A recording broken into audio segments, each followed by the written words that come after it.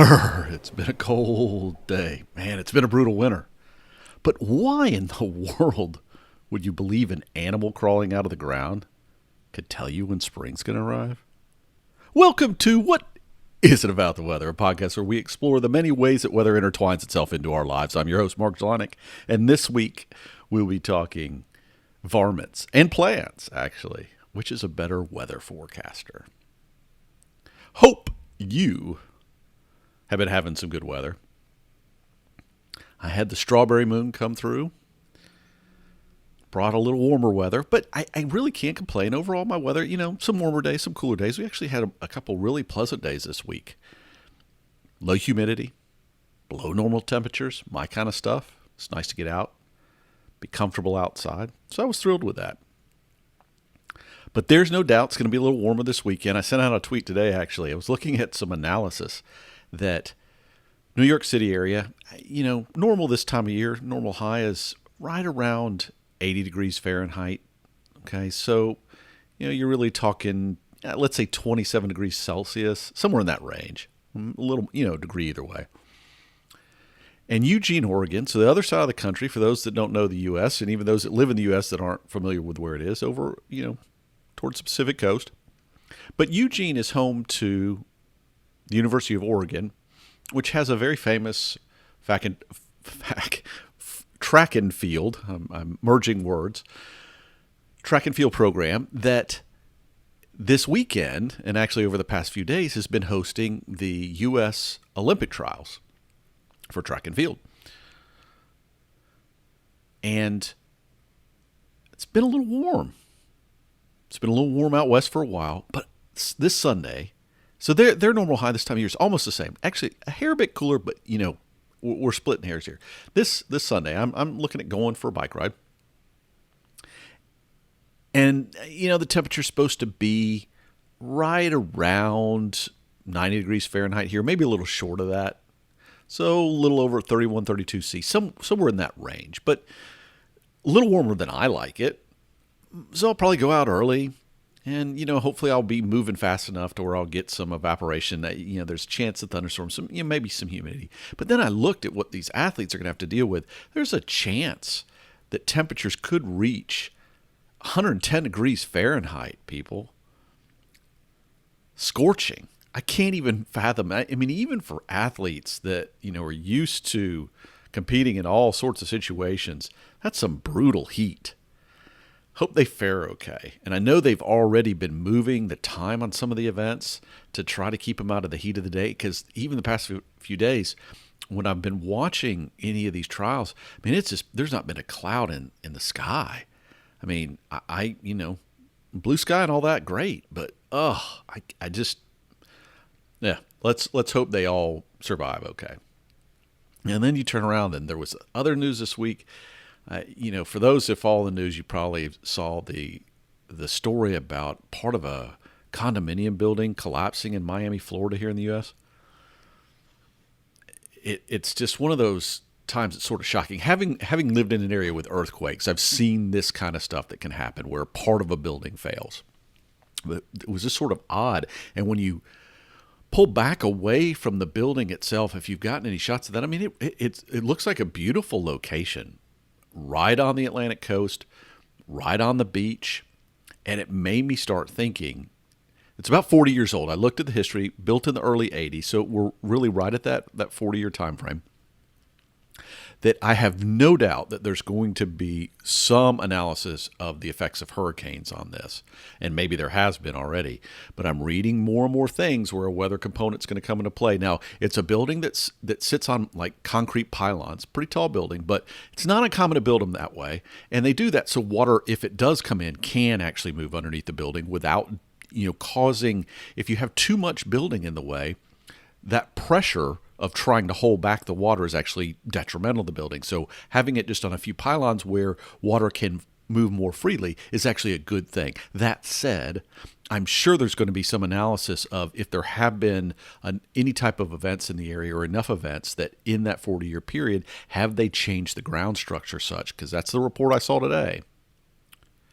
that possibly, right, this building's been sinking into the ground, and so maybe part of it sank differently than another, and it doesn't matter. This is a devastating outcome, and hopefully with the loss of life that they're just beginning to tally, because they're still trying to get to people that are buried underneath there. I'm presuming at this point most of them are not going to be found alive. But hopefully something good can come out of it where we learn something from it. Tragedies, if we don't get anything from them, it just seems pointless. So, for anybody who has a connection to these people, I'm very sorry for what you're having to deal with right now. There's no way I can even begin to comprehend what it is. But if there's a weather component and we can learn how to become better equipped to deal with such a thing so that this loss of life doesn't have to happen again, that would be a good thing. All right. If you had a weather story this week and you want to reach out, you know how to get me. whatisabouttheweather@gmail.com. You can also hit me on Twitter at whatisaboutweather, or me personally, Mark_Jelinek. You can find us on Patreon, patreon.com/weather. And I'll make note that Aaron, 2 weeks in a row, he's on a streak. That is now going to put pressure on him. He wrote a couple really good things. If you don't go over there, whether you support the podcast or not, right, monetarily, go read what he wrote. He's been very thoughtful in sharing some experiences, and he's good about that. In the past, he would do it in an email, so I'm glad he's chosen to do it in this forum. I wish I could tell him that there were thousands of people reading this, which would not be true. But hopefully something's good coming of that there are some people getting some benefit from, a different perspective, right? You hear me talking about these things, but it's good to have someone else who's relating to it and, what they might want to share. So thanks again, Aaron, for doing that. All right, let's jump to the main topic. Now, I've talked a little bit before about how I find stories or how I find topics for the podcast. Sometimes it's an idea that's been churning around in my head, right?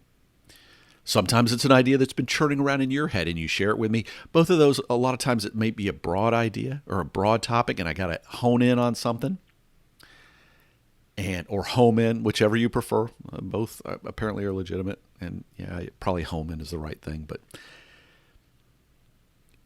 it may take some time. Right? I may get a topic, and particularly if it's not one that I came up with, I may have to think about how to tackle it, what are the best sources, how I might narrow it down.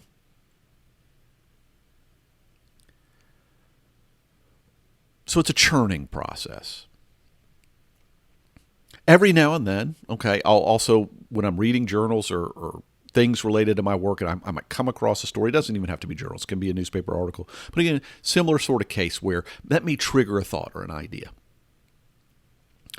And for almost all the things, every time I do an episode, right, it'll be something that has been churned over in my mind probably for a couple months, not always, and sometimes even longer, because I'm trying to think about how to tell the story, how to get to a point that you will find useful without me dragging on for an hour or more, because I could easily do that if I did a deep dive on things. But every so often, also when I find a journal article or something like that or come across one, it's just, you got to run with it. The article itself is just, don't overthink it. Don't get too deep. And this is going to be one of those cases, right? So this past week, as I often do, sometimes I have a week where I'm flipping through a journal, right? And I guess I don't literally flip through anything anymore.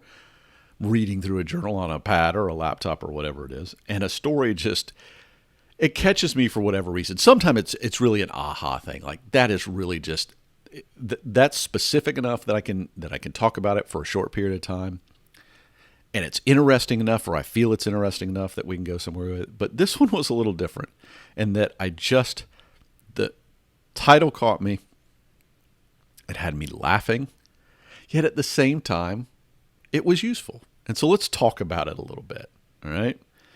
And I will tell you, this article, I'm going to put a link in the show notes. I'm not able to often give you guys access to journal articles that are open and readily available for you to view or in read. This time you can. So I highly recommend you go and you read this one, because you'll start to appreciate, I think, the idea of journals and journal articles without being bogged down in something that you go, what?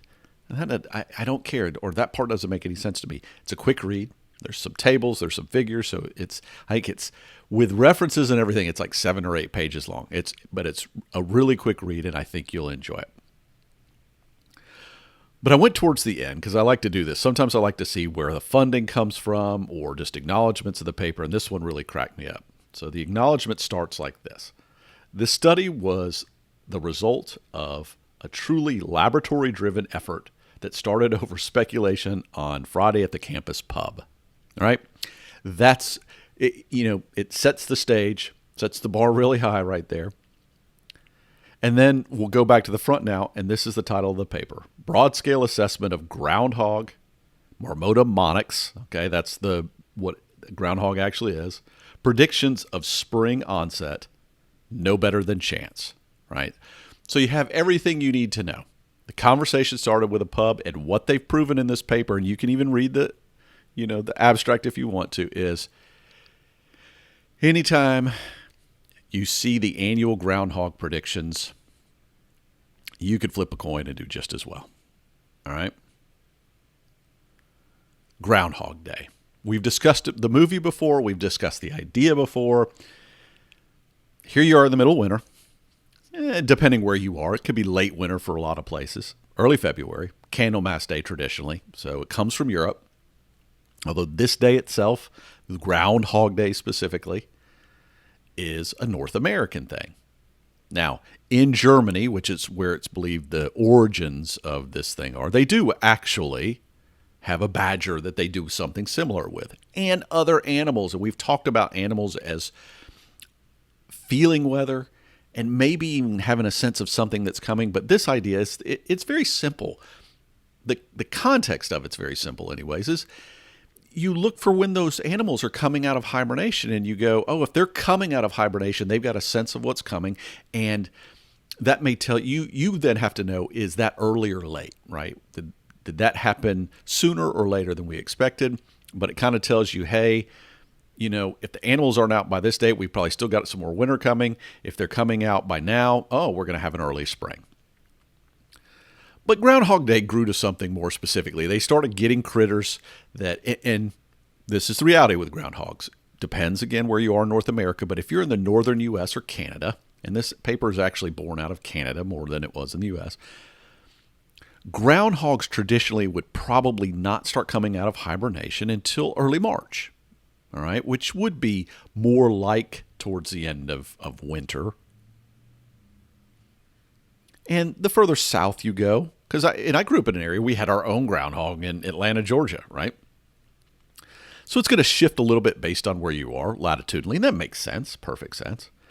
But fundamentally, these groundhogs weren't ones coming out of hibernations. They were ones that were either kept in a cage or, they threw them in a stump the night before, and when they came out, trying to judge these things. But what I liked about this paper is even in the context of something as lighthearted, if you will, as Groundhog Day, they took the process very seriously, right? They presented a question and a hypothesis is, do the groundhogs actually, are they good predictors? They talked about the importance, because actually knowing the onset of spring and the timing of onset of spring is very important in the agricultural community, and that's probably where it was born out of to begin with, is, do the farmers need to be getting ready to plant their fields, right? And as we've changed into an industrial society, it still does dictate when things are going to happen. When you might start shipping different products for seasonal purchases and those sort of things. So it is relevant. Then they went into the data, what data they were going to use, right? Where it came from, what the sources were. They have a whole table that lists all these groundhogs that they used. What the approach was, so they laid it out for you. Again, it's easy to follow. They built on, this is not a new topic. I found that interesting. They built on other people's research that maybe had done it in a more limited way that they didn't feel was deep enough in terms of the analysis or effective enough. But that's common in science. You get an initial finding, and that initial finding needs to be fleshed out to determine, if it's really accurate. Because sometimes we walk across something and we go, wow, my initial data may support that analysis, and it may have been very thorough for what I was doing, but that hypothesis, that theory needs to be tested again and again to make sure it's valid. That's the whole point. What were the limitations? How might you expand it or make it a broader topic to look at, or different criteria that are relevant to the case at hand? Or in the case of what they've done here, they actually brought another predictor. They brought the idea of plants. And when there's a certain Carolina, let's see if I've got the name of this thing in here. I know I do, and I'm going to babble along for a second before I pull it out. But they went and they found, essentially a shrub, or, something that bloomed in the spring. It's called the Carolina Spring Beauty is what it's called. And it had an overlapping range for a lot of these groundhogs. Now, groundhogs had a different range. This plant had a different range. But in terms of where Groundhog Day is celebrated, there was a lot of overlap. So it seemed very logical.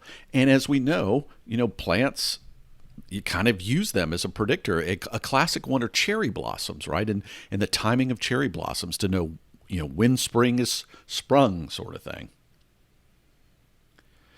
And in doing that, they were also trying to increase the objectivity in terms of what qualified as an early spring versus, somebody maybe more arbitrarily defining that in some previous analysis.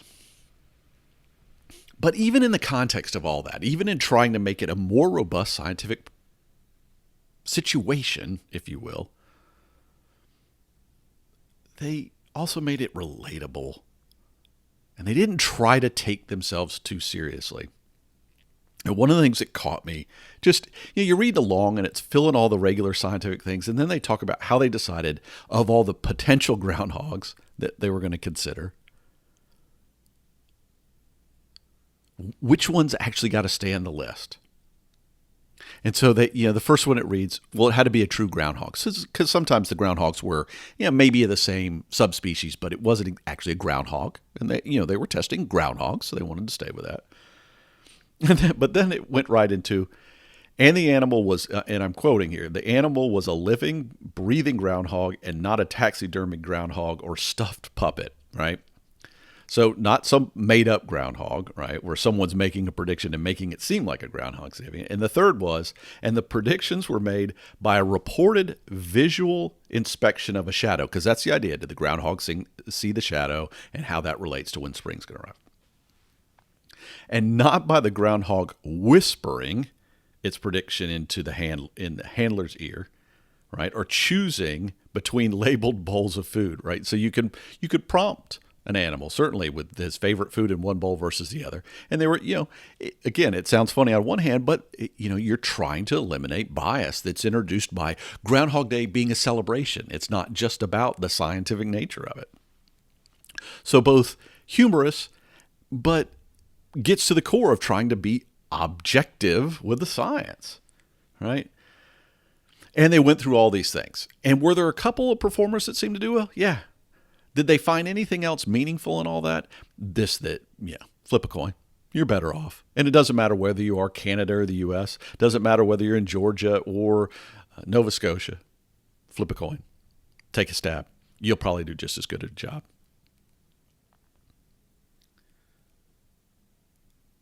But I tell you, and I highly recommend in this case, because it just was, like I said, it was one of those things where I just wanted to present it as I came across it. And had a laugh in a week where a laugh was good. It was a good de-stressor for me. So if you need a de-stressor, it's enjoyable. But it really does kind of capture the essence of scientific thought and the things that you go through when you're trying to prove or disprove something meaningful, some sort of hypothesis that you're trying to test or verify whether a certain predictor is useful. And that's what we do with weather and climate and science in general, is can something about A give us some important answer over here that's B? Because that's how we advance. It's how we use science to move forward. But I will, so read the paper, right? Appreciate it for what it is. It doesn't take itself too seriously, and you'll see that. But it gets to those core fundamentals of how we should maybe think about science and go through the proper steps. Even when you think maybe at first it's not something that can be done. It also brings to your mind there are different ways, that are non-traditional ways, that are still valid ways to test a hypothesis. But as I mentioned, they brought up this Carolina spring beauty thing, and I started thinking about times when, I thought about plants and maybe a late freeze comes in. But, in theory, plants there's no emotional attachment sort of thing necessarily. And plants, in their onsets usually time pretty well to changes. The morning temperatures usually have to get above a certain range before they come out of dormancy, but that doesn't mean things can't revert. They're looking at more of a long-term average, right? But they don't always get it right, do they? So keep in mind that plants can get it wrong too. And remember those frozen buds, because there's much more to weather than the weather itself.